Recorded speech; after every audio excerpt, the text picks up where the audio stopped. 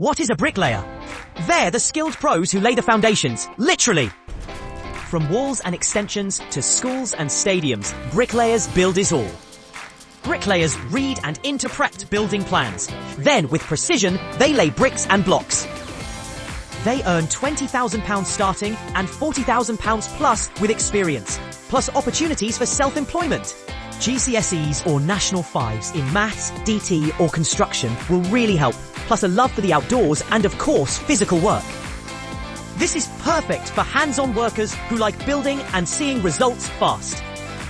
To become a bricklayer in the UK, you can pursue an apprenticeship, attend a college course or learn on the job through a labouring role. In all cases, you will need to obtain a Construction Skills Certification Scheme (CSCS) card to work on construction sites. Some bricklayers go on to run their own crews or construction businesses. Like, comment and subscribe to @TheCareerCoach Official for real talk on careers that work.